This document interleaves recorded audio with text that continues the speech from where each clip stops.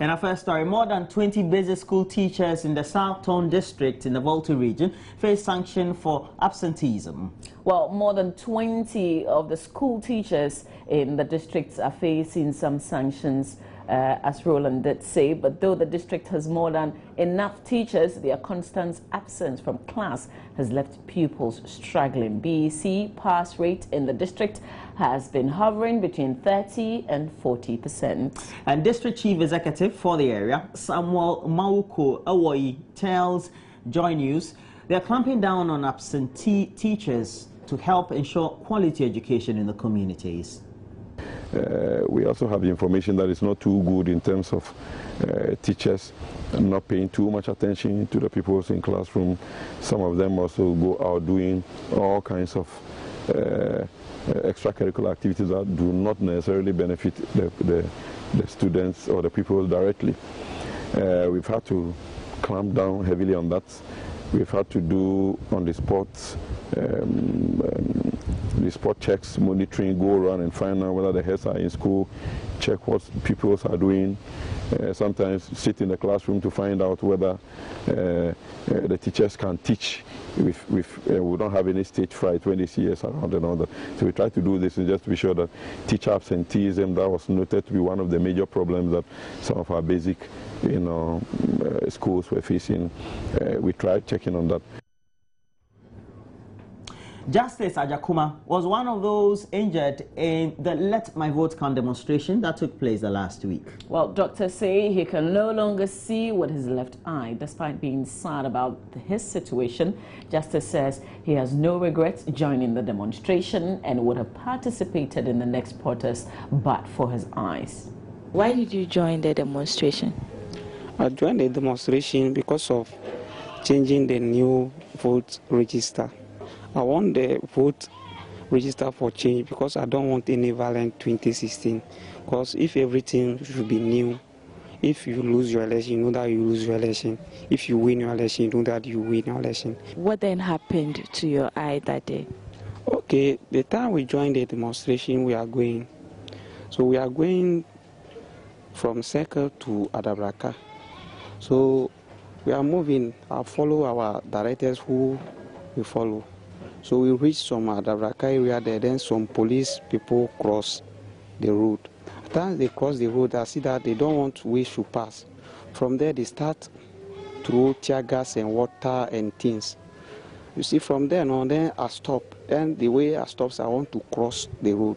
I want to see some bullet can hit my ears. So what hit your eye? Yeah, the thing hit me like rubber bullets. So when you went to 37 hospital, what did they do? Okay, the doctor said that my eye there is gone.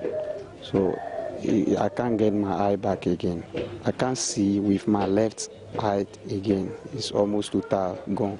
How do you feel after this, that you're going to demonstrate for something to happen in the country, and this happens to you? Oh, I feel so bad, but this is like accident. I don't know that it will happen like that. Before it happens, I'll take it like that. So I'll learn a lesson from it. What lesson have you learned? Are you saying that you won't demonstrate again? Oh, true, I'm a Ghanaian. If something is better, I should follow the better things to all be free. There's another demonstration for the same voters register next week. Would you want to join? Please, this demonstration, like, not be my eye, like I'll feel join because of something we are going there, but they don't allow we to enter there. So through this one, like not my eye who I lost my eye, like I'll join the demonstration, but I'll still follow the procedure that they for change the new register because I don't want any violent 2016.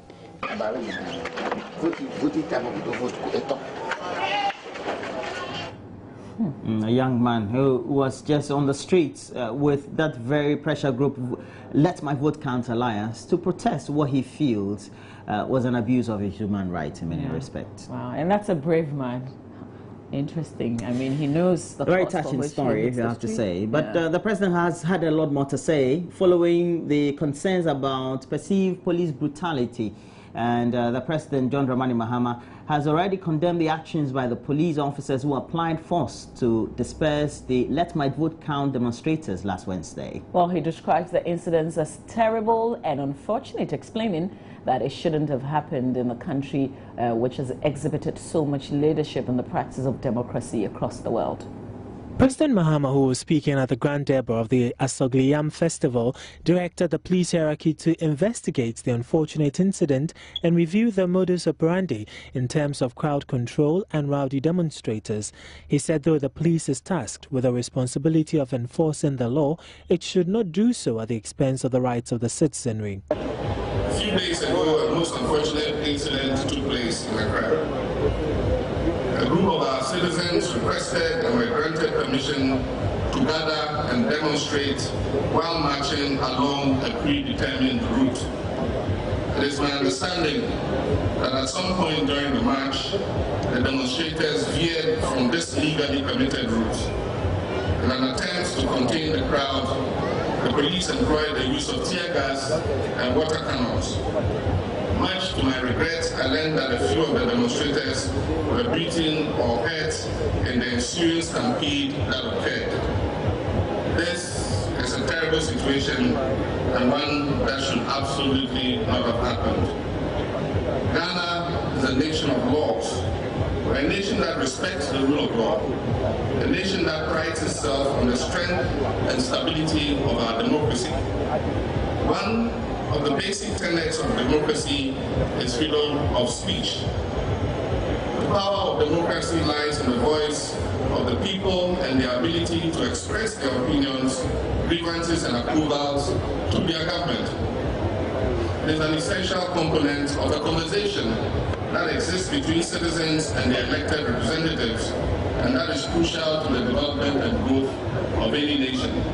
The President also used the occasion to announce some projects being undertaken by government in the Volta region.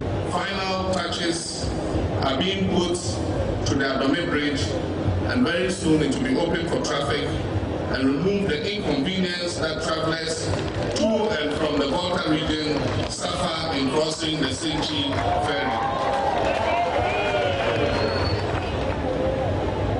Ladies and gentlemen, we are about to speed up work on the remaining stretches of the Eastern Corridor Road project. The Have to the purposeful link has now been placed under the Cocoa Roads Improvement Project. This will make payment for work done smoother and increase the pace of the work.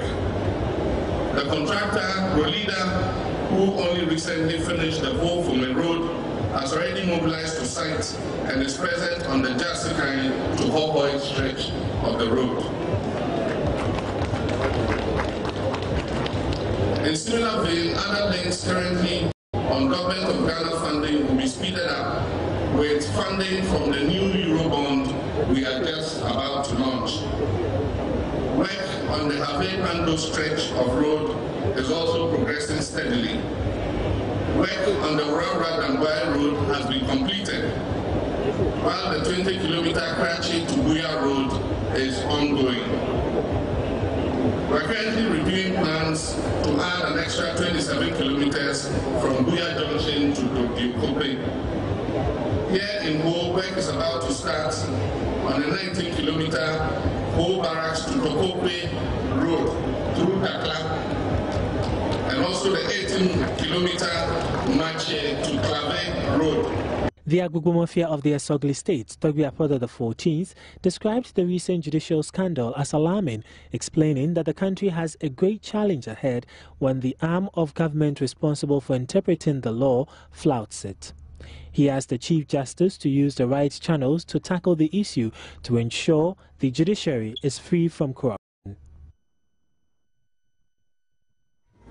Meanwhile, the new Patriotic Party flag bearer, Nana Addo Akuffo, has criticized President John Mahama's directive to the police to investigate last Wednesday's brutalities meted out to the demonstrators. Well, Nana Akuffo says the police cannot be judges in their own courts, especially when they have justified the atrocities meted out to innocent citizens. He's convinced the police will not do any good job in unraveling the truth behind the attacks. And Addo Akuffo was speaking to constituency executives as part of his Rise and Build tour of the Northern Region. Well, the Central Regional Police Command has commenced investigations into a dawn raid at the National Democratic Congress's office in the Central Region. The robbers, 5 in number, were masked and carrying guns during the operation. Kwabna Boka, the security man at the NDC regional office in Cape Coast, told Joy News how he got wind of the presence of the robbers at the party office and how they eventually left the offices after ransacking the place. Yesterday night, around 12:30 to 1. So that time I was one of the room inside, and then I hear noise. So as I hear noise, I come outside. So as I come outside, I see 5 men when they wear a mask. So two have a gun. And then what kind of gun was that? I don't know. So I saw gun, but I don't know the type of the gun.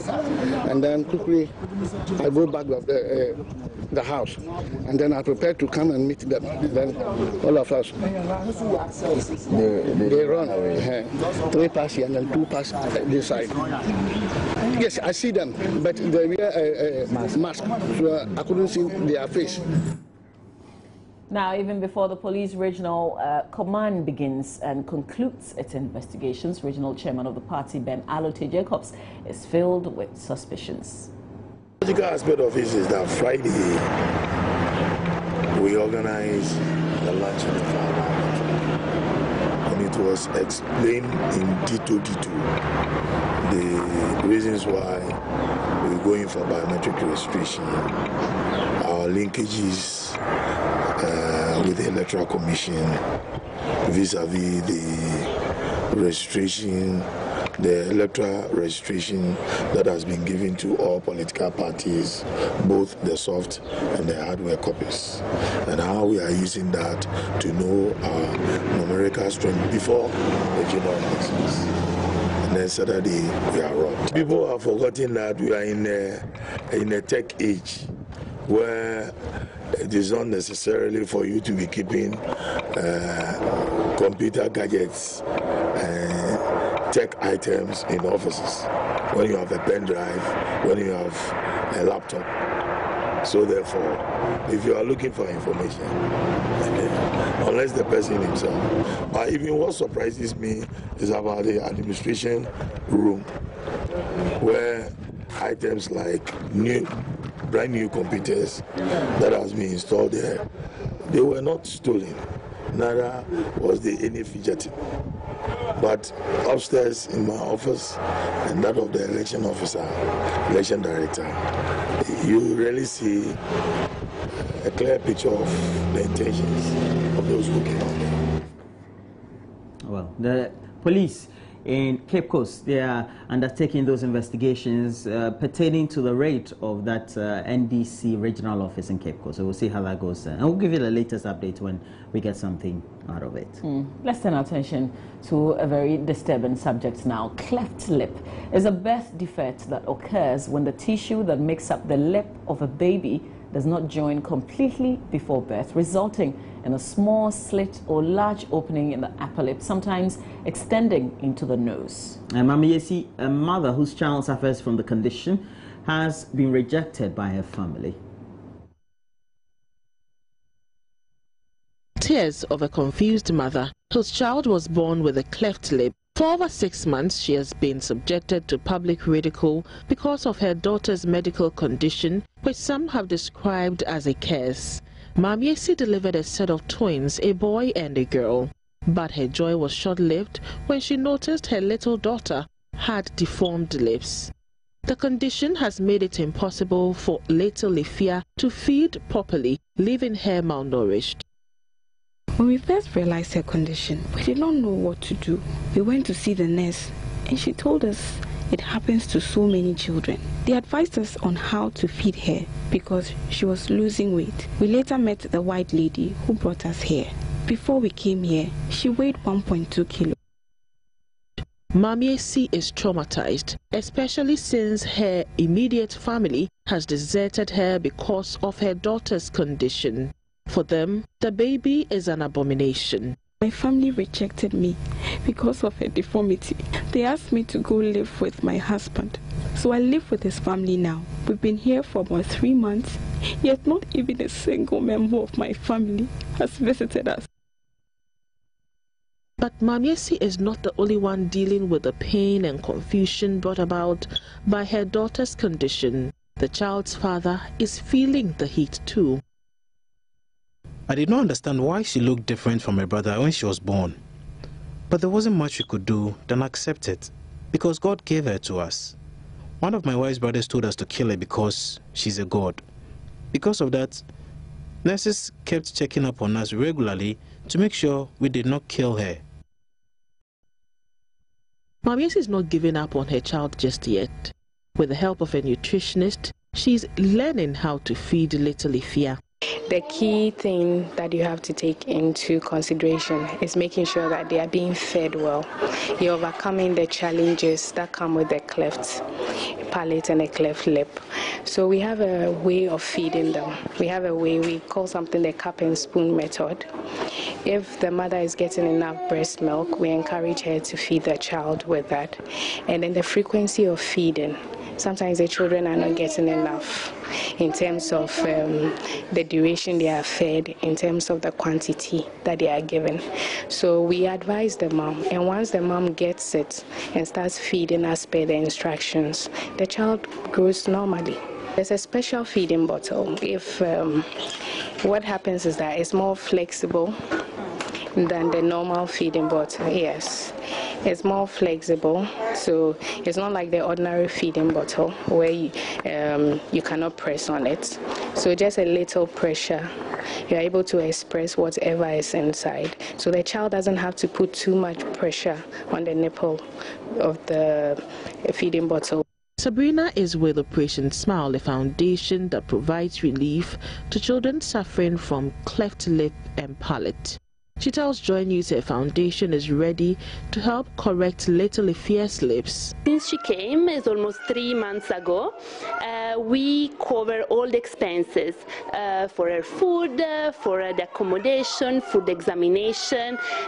So all the expenses we covered, have been covered by Operation Smile. By the end of this year, because what we want to do is that we want to make sure that all the patients who come for the mission are healthy enough. So this is why we support her to make sure that by the time that the mission comes, she will be healthy to go through the surgery and have their life change. For now, Mamiesi is banging her hopes on the surgery, which she believes will free her from the stigma and pain she has endured over the months. There is hope, even now more than ever. It shall be well. A successful surgery will certainly ensure little Ifia enjoys a normal life, like her twin brother. Oh, beautiful children there, and that very NGO representative was also more beautiful. Almost like one of those models from the telenovelas. Roland is in love with the doctor who's going to do the surgery. Amazing. But listen, I started, when I started reading the story, it was very sad. When the story started rolling, it was very sad. But in the end, I'm smiling because I really love the script. Just taking you from a very somber mood into a very climax. Yeah. That gives you a lot more hope. But in the end, it also makes me sad because, we sit here as a country, as a nation. Today is Founders Day. I mean, look at where Nkrumah and Co brought us from. And this is a surgery that takes about 45 minutes, they would say. We sit here and wait for NGOs to come and do this for free. Hello? Don't worry. Our doctors will go on strike often. It's not easy. Disease diagnosis, though, in poultry is to receive a major boost in most West African countries. Well, the United States Department of Agriculture has partnered ECOWAS to train some veterinarians across the sub-region in laboratory detection of the avian influenza, as well as some other poultry-related diseases. Following the outbreak of the avian influenza in the sub-region, several attempts have been made by the regional body ECOWAS to bring the situation under control. The latest is a training program organized for veterinarians from the ECOWAS sub-region.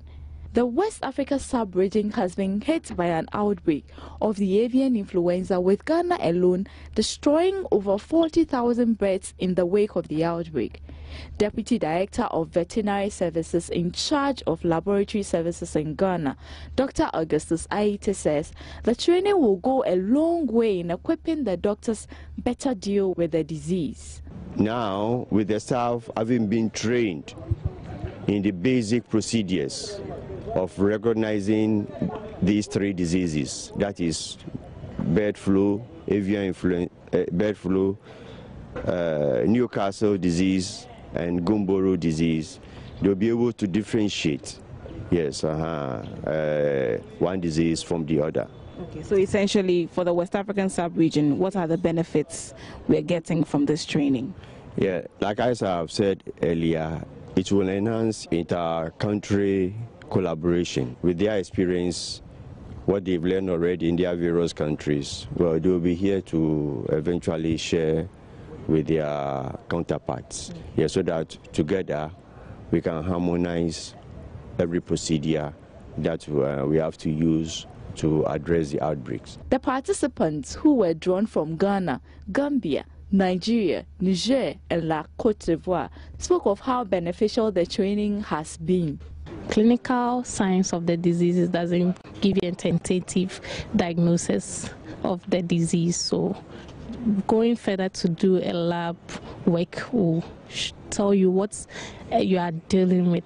So if more technicians and veterinary doctors in the lab set are trained in this practical sections, I think it will really help us diagnose disease. It has been very beneficial because in school most of the time we only do the theory part of the diagnostic, but for this training we're able to do most of the practicals. In Ghana we only do theory. You're not alone. She's confirming it. Yes, sir. But don't worry, that's it for the news. And this is what we want to do, particularly as the day is Founders Day and it is the Founders Day edition of the show. We want you to get interactive. On our page on Facebook, we have the name Joy News on TV, which has been linked to our Twitter handle at Joy News on TV for you always to get communicative on. All right, so stay with us. That's it for the news for now. We're back with a lot more on what others are reporting. Stay with us. We'll be right back.